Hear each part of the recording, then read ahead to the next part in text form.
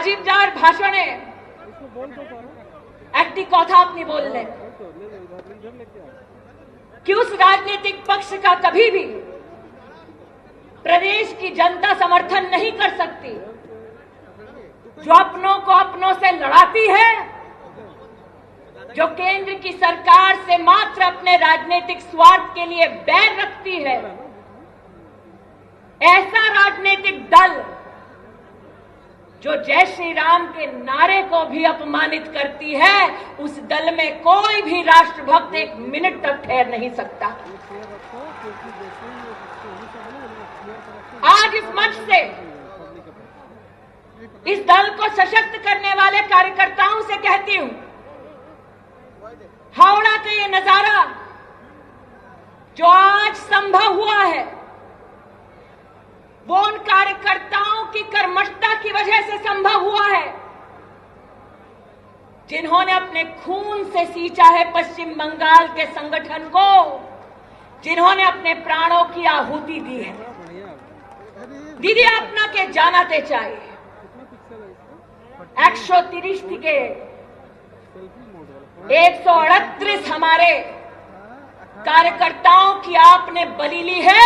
आज उस एक एक कार्यकर्ता की सौगंध जो राजीव दा ने कहा चुपचाप चुपचाप पद्दो छाप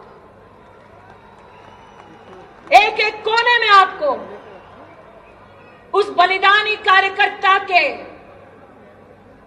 उस स्वर को सुनना पड़ेगा जो मात्र पश्चिम बंगाल को सोनार बांग्ला बनाने के लिए वर्षों तक संघर्ष करता रहा। और संघर्ष किस लिए किया? ताकि विकास की गंगा हर घर तक पहुंचे।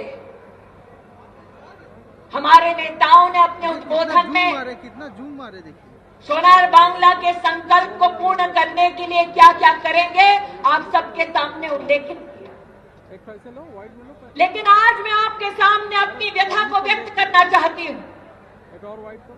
जब वैश्विक महामारी कोरोना ने देश के दरवाजे पर दस्तक दी, तब देश के प्रधानमंत्री नरेंद्र भाई मोदी ने आह्वान किया राष्ट्र का और कहा हमारी राजनीति चाहे कोई भी रही हो, लेकिन मौत मंडरा रही है सर पर, हमें एक ध्वज के नीचे एकजुट होना पड़ेगा ताकि गरीब से गरीब नागरिक का हम संरक्षण कर सके। और दीदी की করলে লকডাউনে লুট করেছে টিএমসি। পুরো দেশে प्रधानमंत्री गरीब कल्याण योजना के माध्यम से 80 কোটি লোকদেরকে 8 মাসের জন্য নরেন্দ্র মোদীজি 5 কিলো চাল 1 কিলো ডাল দিয়েছেন। আর পশ্চিমবঙ্গে লকডাউনে টিএমসি চাল আর ডাল চুরি করেছে। देश भर में 80 करोड़ नागरिकों को प्रधानमंत्री जी ने राशन कार्ड के माध्यम से राशन दिलवाने का एक एक प्रदेश की सरकार को निवेदन किया। और बांग्लाয় दीदी की করেছেন राशन कार्ड নয় কুপন দিয়েছেন। কুপন কাকে দিয়েছেন? যে তৃণমূল করছে ওকে দিয়েছেন। और रास्ते पर जब भूखी गरीब जनता उतरी, वो चावल और दाल मांगने जो नरेंद्र मोदी जी ने उनके लिए व्यवस्था में जुटाई थी, तब दीदी ने पुलिस को आदेश देकर गरीब भूखी माताओं बहनों नागरिकों पर लाठी चार्ज किया। दीदी अपना सरकारेर दुर्नीतिते देखुन, আপনারই একটা মন্ত্রী বলেছিল যে টিএমসির কাউন্সিলরটা গরিবের ডাল আর চাল চুরি করছে, আর আপনি কি করলেন? শুধু অফিসারকে ট্রান্সফার করেছেন। আপনার দলের একটাও নেতাকে আপনি ওর বিরুদ্ধে কিচ্ছু করলেন না। ये शायद भारतीय राजनीति में पश्चिम बंगाल में पहली बार हुआ है कि टीएमसी के अपने नेता सार्वजनिक रूप से कहने लगे, अरे दाल चुरी करछे, चाल चुरी करछि, दीदी बंद करो और अपनी बंद करलेन ना। আমি আজকে জিজ্ঞেস করতে চাই দিদি, গরিবের প্রতি এত অন্যায়টা কেন করলেন আপনি? শুভেন্দু দা, দিলীপ দা, রাজীব দা বলছিলেন আমরা এখানে শিল্পী করব, लेकिन जहां पर उद्योग नहीं, उस पश्चिम बंगाल के एक एक बेटे ने देश के अलग अलग कोनों में अपने लिए नौकरी तलाशी। जब लॉकडाउन हुआ तो केंद्र की सरकार ने कहा कि उन बेटों को बेटियों को घर लौटाने के लिए हम श्रमिक ट्रेन देने के लिए तैयार है। और दीदी की बोले ना ना ना ना, এটা তো করোনা এক্সপ্রেস, 150 का स्पीड मिल रहा है। আমি দিদিকে আজকে জিজ্ঞেস করতে চাই, क्या पश्चिम बंगाल का बेटा और बेटी जो देश भर में नौकरी की तलाश में निकले वो वायरस है? देश के इतिहास में पहली बार एक ऐसी मुख्यमंत्री जिसने अपने नागरिकों को प्रदेश में घुसने के लिए इनकार कर दिया और प्रधानमंत्री जी की व्यवस्था को दरकिनार कर दिया। आज के दीदी আপনাকে জিজ্ঞেস করতে চাই, শ্রমিকের এত অপমান কেন করেছো? प्रधानमंत्री जी ने गरीब रोजगार योजना के अंतर्गत ये भी कहा कि हम हर घर लौटे श्रमिक को कम से कम 100 दिन का काम दें। दीदी देश भर में 50 কোটি ম্যান্ডেজ থেকে বেশি কাজ সবাই শ্রমিকরা পেয়েছে, বাংলায় পায়নি। তাই জন্য আপনাকে আজকে জিজ্ঞেস করতে চাই, গরিব শ্রমিকের এত অপমান কেন করলে, এত ক্ষতি কেন করলে? আজ আমি প্রধানমন্ত্রীজিকে ধন্যবাদ জানাতে চাই। দিদি চাল দিতে চাইছিলেন না, প্রধানমন্ত্রী চাল দিয়েছেন, ডাল দিয়েছেন।